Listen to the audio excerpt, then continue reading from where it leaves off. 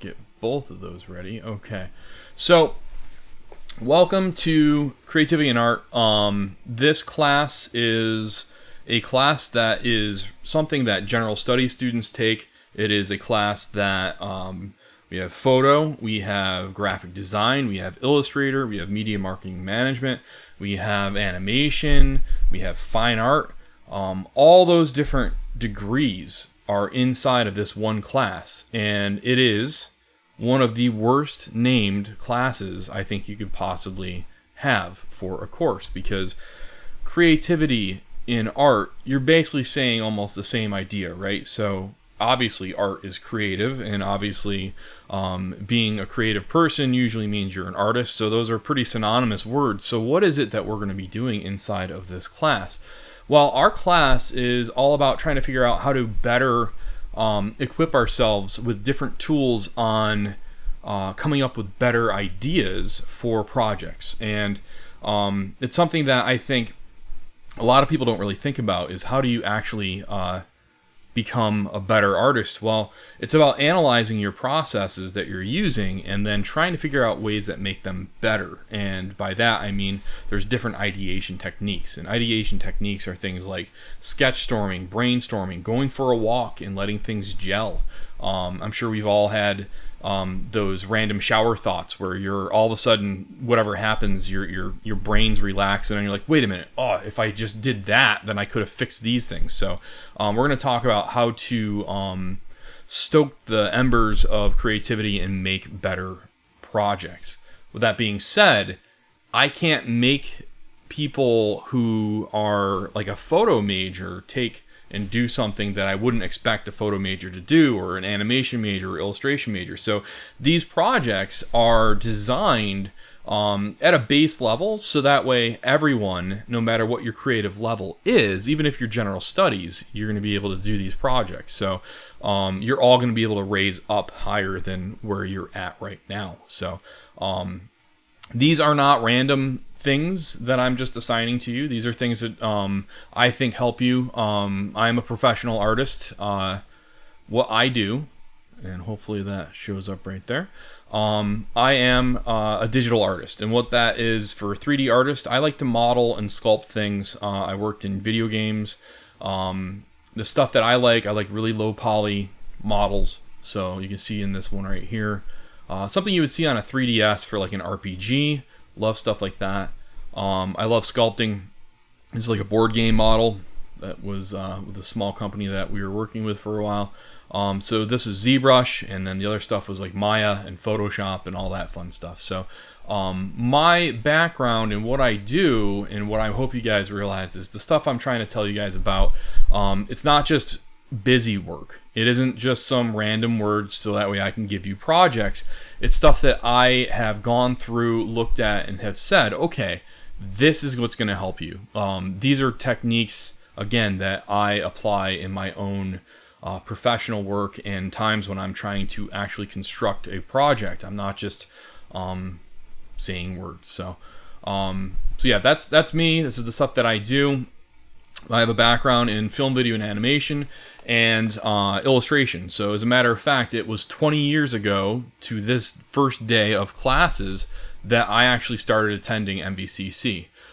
So it was my fall. It was very different back then. I went on campus, and I can't wait for us to be able to go back there. But yeah, I was a freshman 20 years ago, and that was when I was an illustration major. So I was an illustration major, graduated from MV, went to RIT, and spent 4 years there doing film, video, and animation. Worked in the video game industry as a video game artist, and I did that with a number of studios. One called Large Animal Games down in New York City. They no longer exist. And then doing contract work. So when I tell you guys things, this comes from me as a professional trying to tell you stuff that I think would help you, especially if you're in this for the long haul and you want to be able to get a job. That's the whole point, right? Because if we think about it, becoming an artist that actually gets paid to do stuff, it's kind of like that idea of becoming a professional athlete. You're not going to wake up one day never having played basketball, wander on a court, and then magically just get good at basketball. Like, that just doesn't happen. It's almost that same idea of it being kind of ridiculous. Like, if you've never played basketball, you're probably not going to try out for the basketball team at MVCC. It just doesn't work that way. The craft of being an artist is something that takes time and energy, and it takes practice. So all this stuff that we learn in here is to practice that stuff and get you used to stuff. And I think more than anything, make you better visual communicators and better at just communication in general, especially nowadays where everyone has to work online. As a contract artist, I did stuff for, I was a subcontractor for a Disney Imagineer team that designed virtual tabletops where you had like Olaf that had to walk across a screen, and you could flick him and he would fall apart, and the projection on the tabletop would constantly look to see where your plate was and where the people were. So my job was to design the models for that. My animator was in Italy. My coworker, another one, was in Philadelphia, and then there was another one. The rest of the team was actually all over in Seattle. So working remotely and having to deal with those types of things are normal, and it's something that it just takes practice getting used to that. So yeah, can people still hear me, or am I just talking to a wall? That's always probably my nightmare. So if you can hear me, just do the hands up thing. I'm talking to myself. Okay, so I think people can hear me. Okay, so, and also you can you can chat here, so that way you guys can chat there while I'm talking. And if anyone has a question, send me a chat while you're watching this stuff happen. So okay, so let's talk about what this course is and how you actually navigate it. You've already done one of the first things, which is getting into the course for our first meeting. So I guess that's cool. If we look at how Blackboard presents this thing, here it is. We have announcements, which that was that last announcement. Hey, here's our live meeting, and there we are right there. Our weekly content, which is where we'll talk about certain things, and I'll have questions and things for you. We have discussions. So this will be a discussion that you guys will participate in this week. Project calendar. So this will be the projects that we're going to do, and we will also have forum posts on a weekly basis as well. So there's that. And okay, how do you contact me to schedule an appointment? Click on office hours. All you got to do is click on one of these available links, and you'll be able to schedule an appointment with me. As you see right now, our class right now, it's 1 o'clock till 2 p.m. today. A lot of people have been having questions about how school is working for them, in the sense that it says that I'm supposed to be here at this time, but then all of a sudden I have another meeting that's going on at a different time. Well, for our class, we're going to meet once a week synchronously. And that means that what we're doing right now, that's going to be especially important for when we do critiques. So we're going to meet once a week. Today it's Monday, and then if we go further into the semester, we're changing that over to Wednesdays. So the reason why I'm doing that is because we don't have class on the 7th, so Monday there's no class. So we're instead going to be having class on Wednesdays. So, okay, I don't know why recording stopped. I'm going to start that again. So we'll have meetings then, and as you can see, I have office hours that we can do an appointment if you have a question, and I have other classes that I'll be doing synchronous times in there. So this should be helpful for you to be able to figure out where I am, or if you need to contact me. And how do you contact me? Well, you can send me an email. That's the easiest way. Just click on email instructor, and that'll bring you right to an email for me. So pretty fast way to contact me. The syllabus, I thought I shared that. I did. I just didn't have that shown for you guys. So let me show that link. Here's our syllabus, and this is what we're going to talk about today, and then we'll have a little quick discussion. We are not going to have meetings every day. So it's going to be 1 o'clock on today, like we are doing right now, and then we're going to have our next one Wednesday at 1 o'clock. The reason why it's so weird is because the times that you guys see, it's like probably like 12:20 to 1:15 p.m. That's the lecture part, and then there's the lab part. But we're not going to use the lab part for Blackboard. We're just going to use the lecture part. And so, although that's not saying the same time, this is the one that we're going to be using. That lab one doesn't really have the controls and stuff for that. So again, only meeting once a week. Other classes may be doing it more than that, but I think how we're going to do this, I'm going to be giving you content to work on outside of class, or it's going to be a flipped classroom. So you're going to be doing work outside of the times that we're meeting together, and then we'll be looking at that stuff during our synchronized meetings. So that will be, again, once a week for an hour. And for this week, it's Monday, and then for next week is going to start up on Wednesday. So I will send out another reminder for you guys, for the 8 of you that are currently in attendance here. So was there any questions or the hands up? Just chat in the message there if you have any other questions there. I'm going to take that as a no. Okay.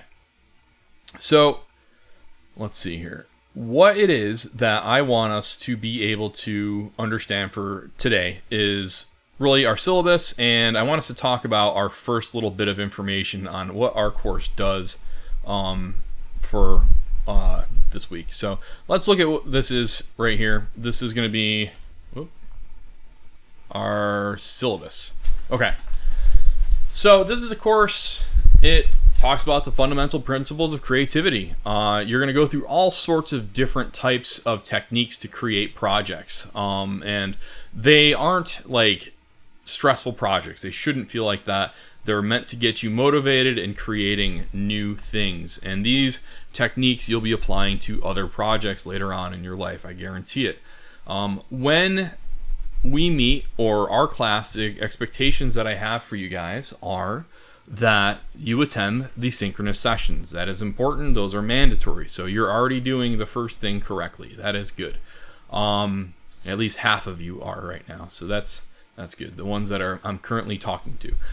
Reduce distractions when you're working. This isn't no-brainer, but I need to say it because I know we're all currently not in a classroom together. So that means that you might be in your bedroom, or you might be like in your basement or somewhere to get away from maybe children smaller than you, or an annoying dad or something like that. I get it.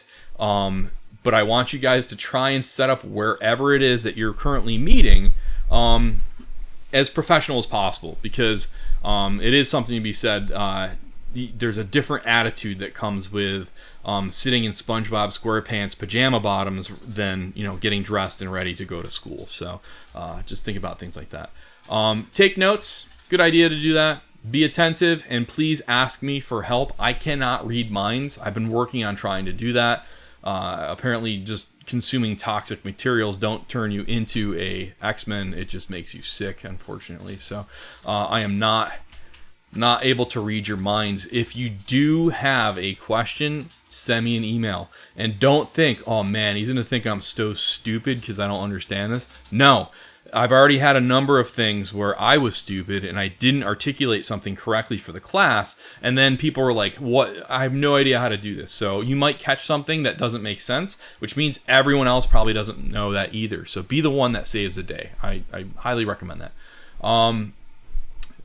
Your projects and deadlines are when they're due. I give you guys ample amount of time to get your stuff done.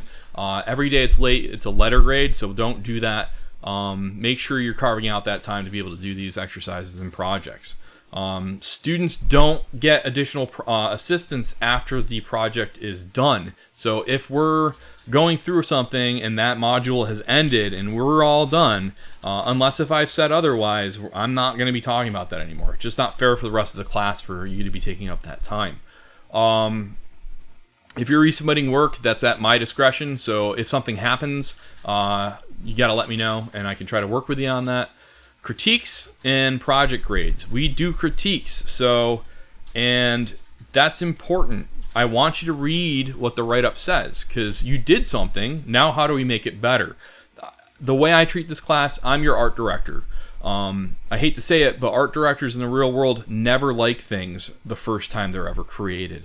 You have to modify things. Now, does that mean that I'm going to say, no, redo it? No. What I want you to realize, though, is there's always a way to make art better than what it currently is at. That's kind of why a lot of artists lose their mind, is because we're constantly looking at something saying it's not done yet.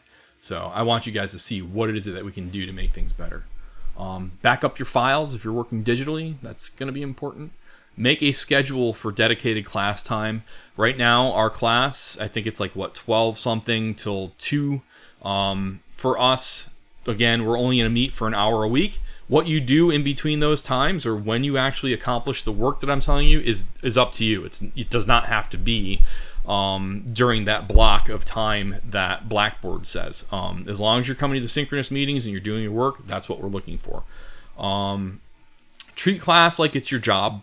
That's an obvious thing. It's one thing to, have mom and dad drag you to school and then kick your butt in the door and just say, hey, I don't care what you do, you're not going to be home right now. But it's another thing to actually take action and use this opportunity to evolve as a person. So make sure you're doing that. Respect. I know stuff happens. We've been seeing that around the world. All sorts of things can happen. What I also want you to realize, too, is that I was not born yesterday. To tell me that your dad got electrocuted and then became Frankenstein and then started touching your computer and then Pikachu evolved on your desktop and it fragged all your files. I mean, we all know that's BS. And I know that sounds super weird, but I've gotten weird stories from students that absolutely do not make any sense. Own your mistakes. Tell me if something weird happens. And I will work with you, but don't give me a line that we all know isn't real. You're adults. I expect you guys to handle work like an adult. And let's see here. Here's a very important one. Don't disappear. That's a weird thing, but I think it's very important. So let's look at this a little bit different. And I'm going to go into a presentation that I will share with you guys. All right. You can't use up creativity. The more of it that you use, the more of it you have. That's totally true. And the more exercise you do with creative techniques, the better you're going to be at this. So I want you guys to realize that. And so we're just going to jump over to the tools and materials. I want you guys to have a notebook, sketchbook, pencils, color pencils, scissors and glue for later on. We're going to be doing some 3D art. A Google account so you can submit your work, and either a digital camera or something to scan your artwork with. It doesn't matter what type of object that is, as long as it works, that we can digitize your work and look at it on the computer. So that's what we need. And they can be completed in virtually any medium. If you ever have a question on how to make a project, let me know. If you like doodling, painting, photography, being crafty, you're going to like this class. And if that sounds cheesy, too bad. Let's see. Make sure you're here. Create projects. Make sure they're on time. And ghosting. Don't disappear. And I know that sounds weird, but I'm serious. If you have a problem, contact me. Don't put on some camouflage and hide in the corner of the room. I don't know you're still thinking about finishing this class. Tell me you have a problem. I don't like magic tricks, and this is not a cool magic trick to disappear, especially when you reappear later on in the semester and you tell me this famous line, what did I miss? So you've been gone for 3 weeks, and then you just decide to show back up 3 weeks later without ever doing any work or logging into Blackboard.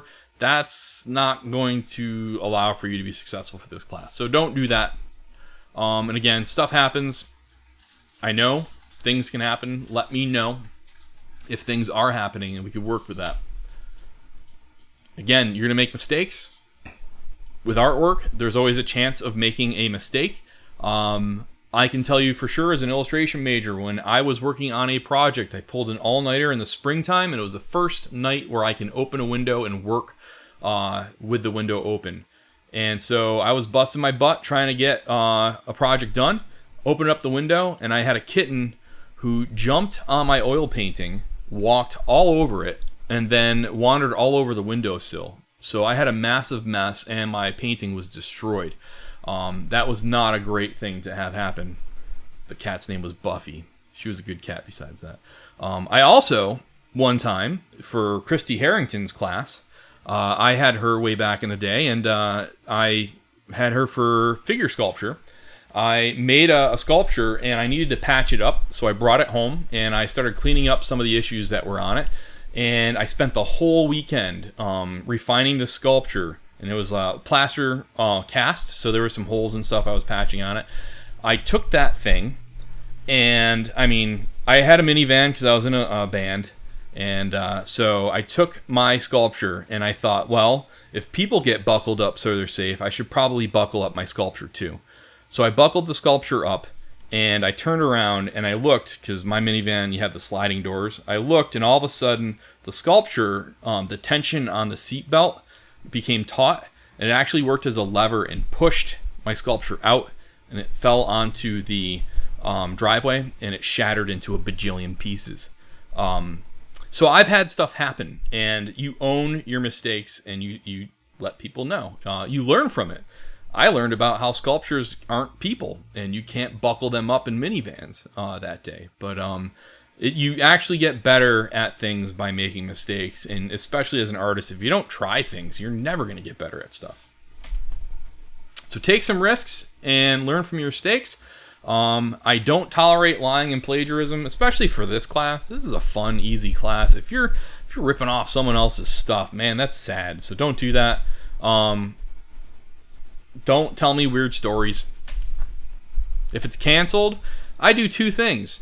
I tell MVCC through their website, and I email you guys, because I know most of you probably won't go into Blackboard to look at the announcement, so I email you guys so you know that I can't attend a live session.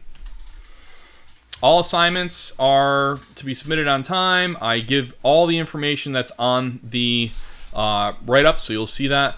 Previous work from high school or other college courses, you can't use that. That's kind of an obvious thing. Don't do that. When you're doing your work, be respectful to yourself. Give yourself the time and effort that it needs. Turn off Netflix, YouTube, TikTok. Stop texting. We live in a society bombarded with distractions. Online learning can be very difficult just on its own. You don't need to make it even harder by doing all that other stuff. Okay.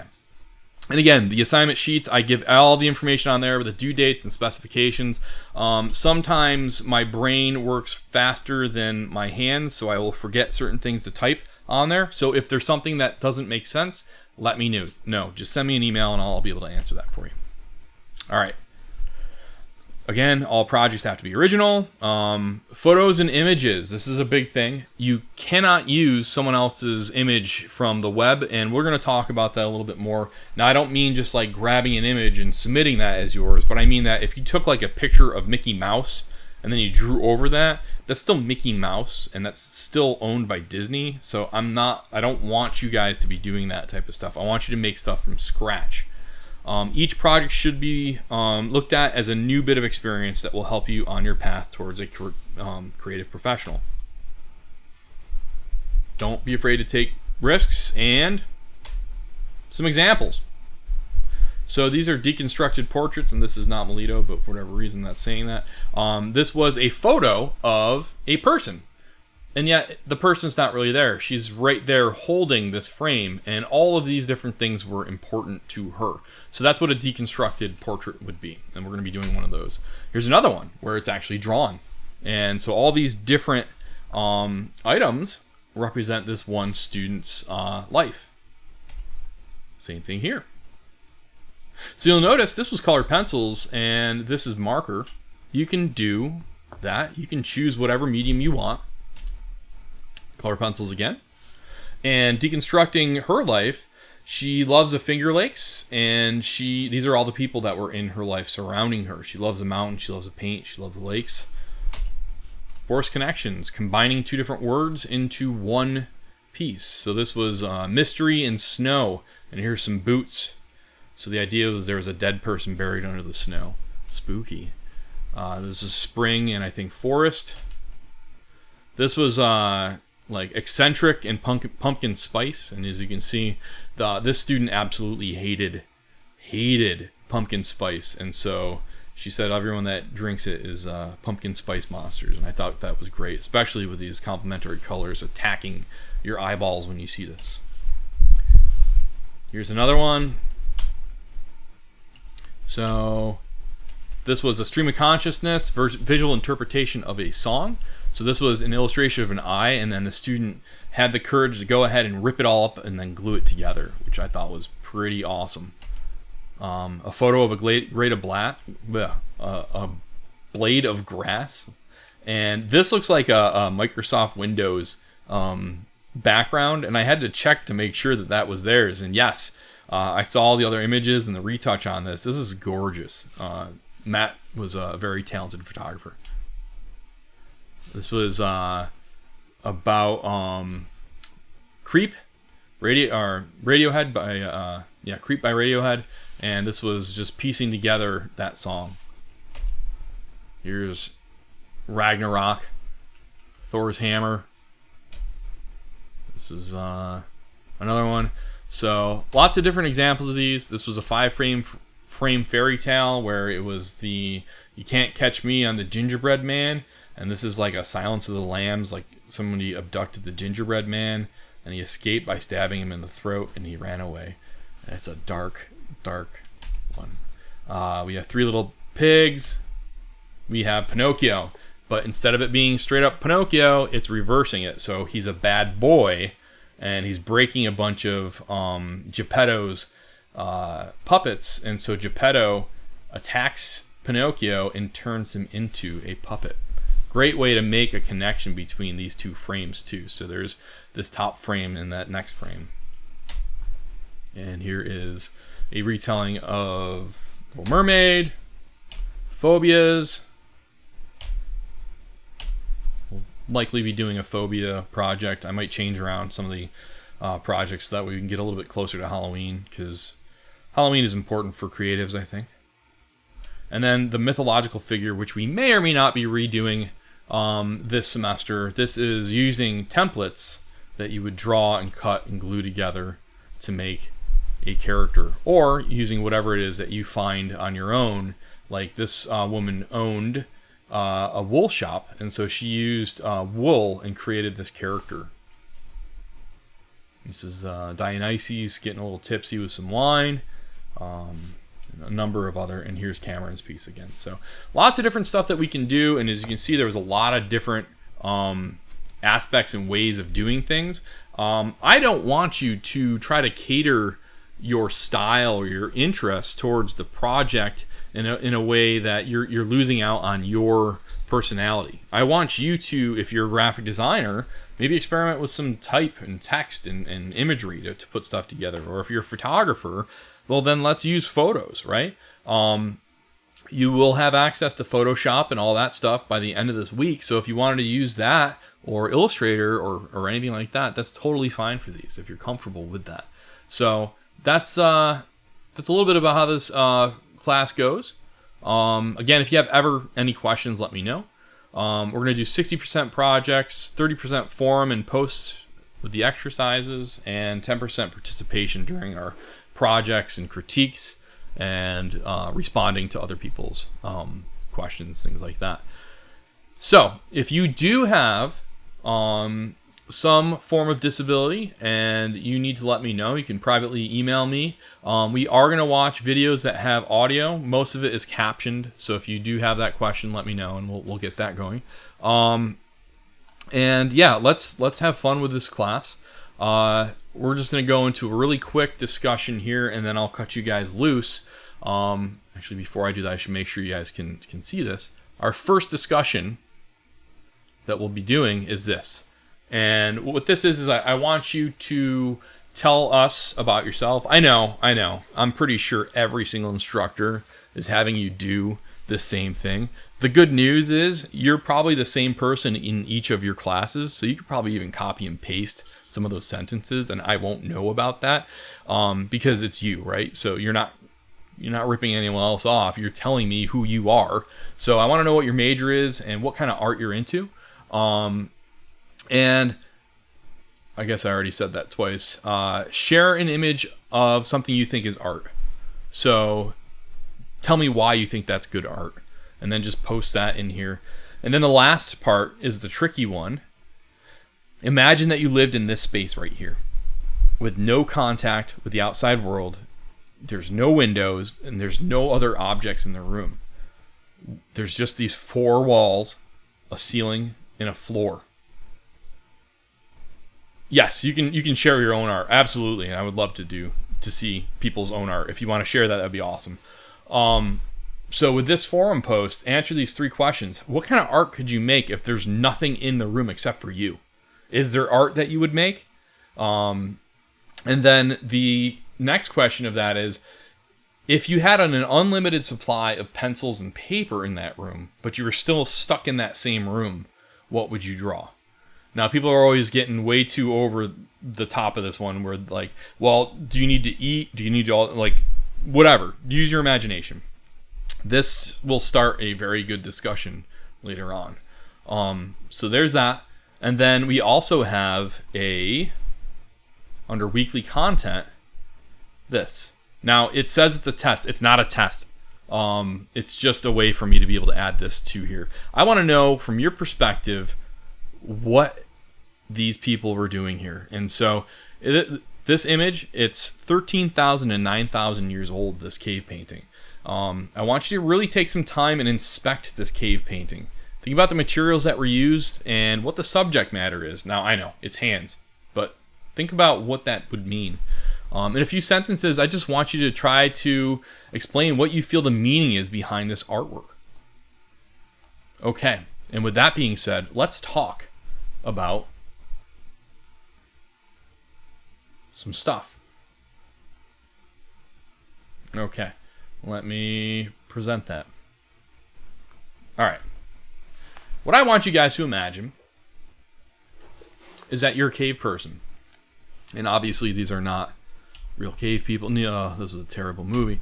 And these are plastic looking human beings. But more closer to the point, this person has sort of one eyebrow there and then they're missing it. And there's a camera flash in the background. So we know that that's not real. But just imagine you are a cave person. And this is before anything else was going on.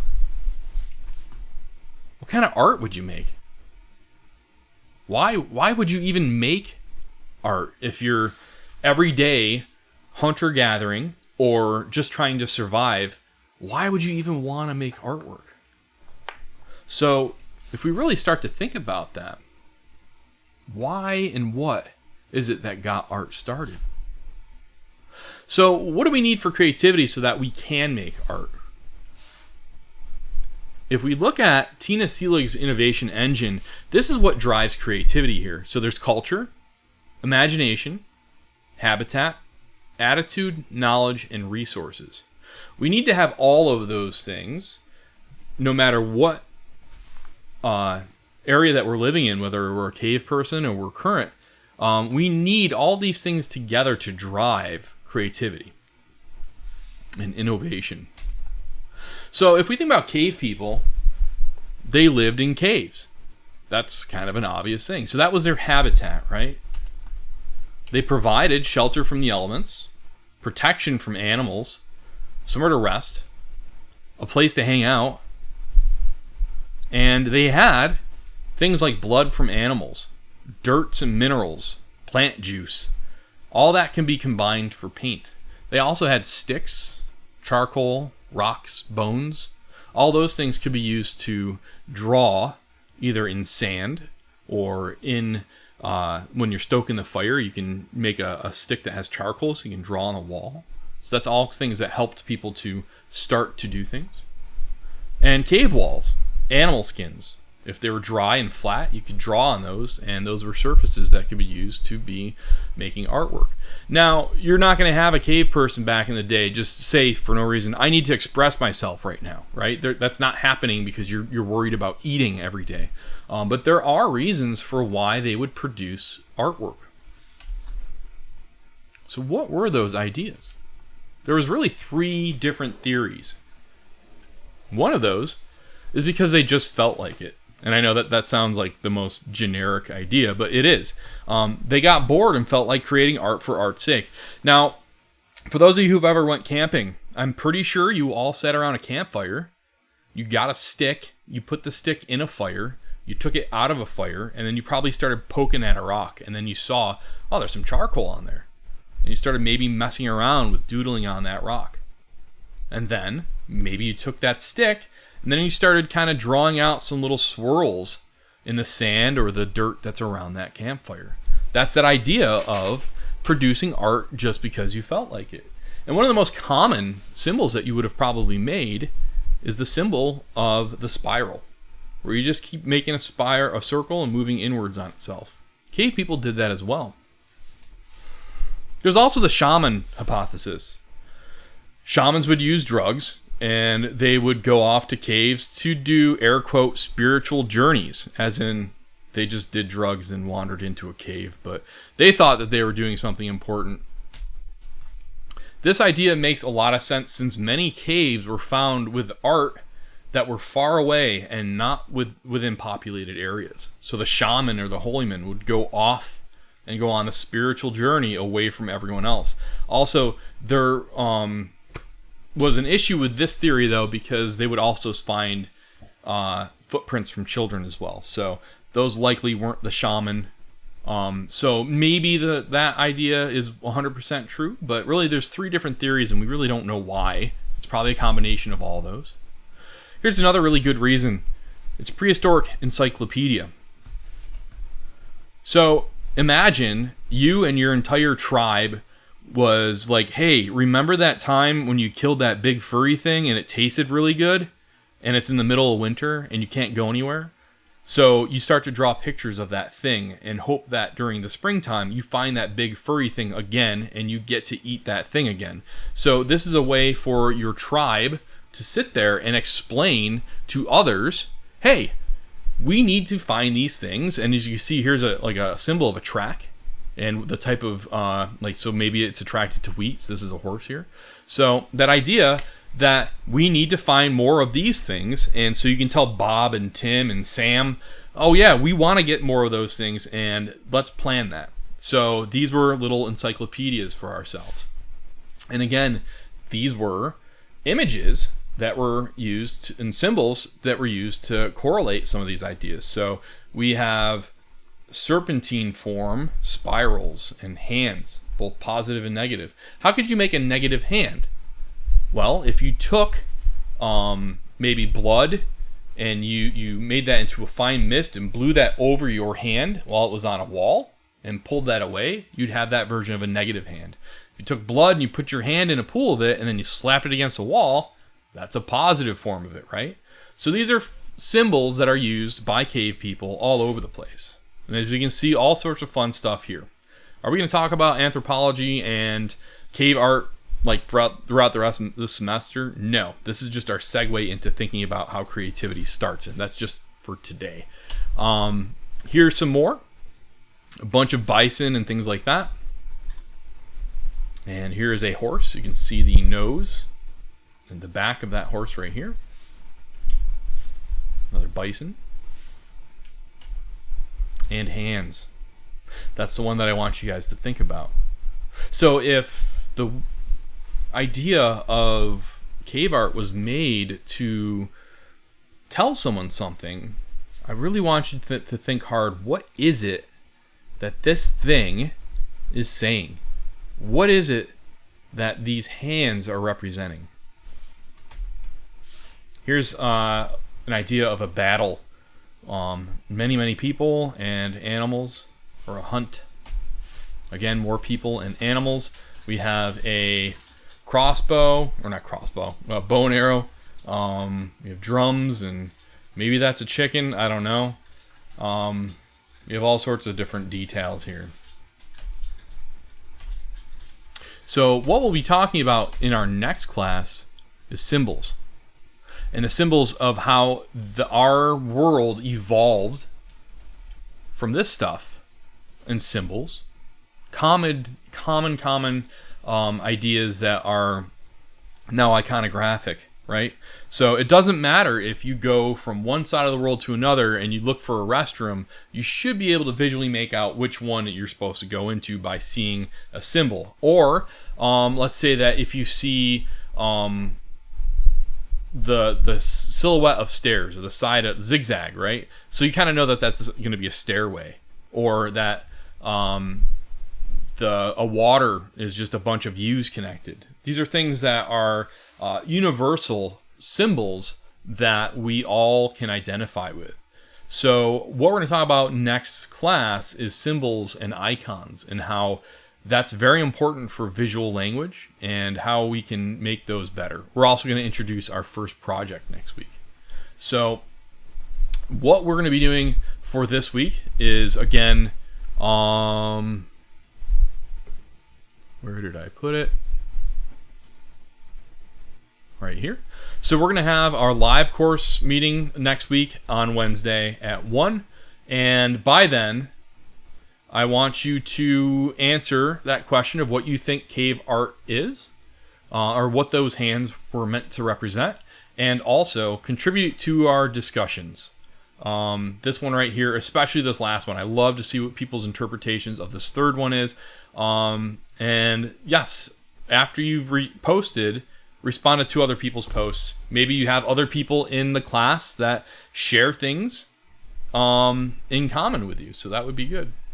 And yes, your favorite art can be a photo, absolutely. So that's not an issue. Photo, painting, sculptures, anything visual art would be definitely acceptable. So I want you to share an image that you think is definitely what you interpret as good art. So let's answer some questions here. Does anyone have any questions for me before we would take a get out of here?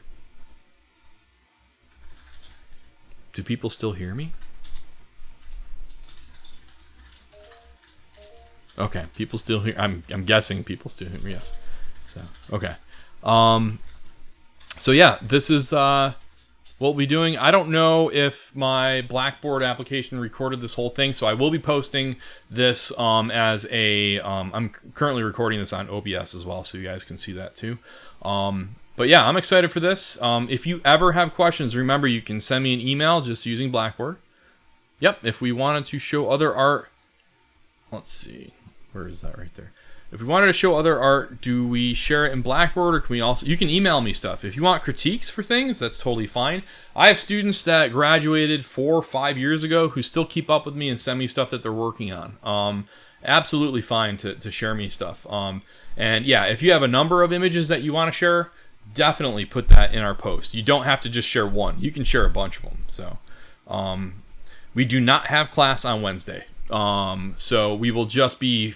participating in the forum and the question, and then next week is when we will start our first project, and we will be getting into our exercises that we do. So, and remember, Monday next week is the college is technically closed, although I mean, for me, college has been closed since the middle of March, and I have not been back to there since then. So yeah, does anyone else have any questions?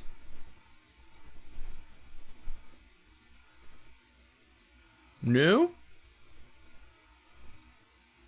Anyone? Well, that would be it for this first meeting. Again, make sure that you do respond to our discussion forum and the weekly content, which is that question I proposed for you guys. And then next time we will have our meeting. It'll be more of a regular class and a discussion about a lot of things rather than going over syllabus and then working out some kinks. So again, if issues arise or you can't figure something out, please send me an email and I'll get to you on that. And that's it. So enjoy your day, and that's going to be it for us.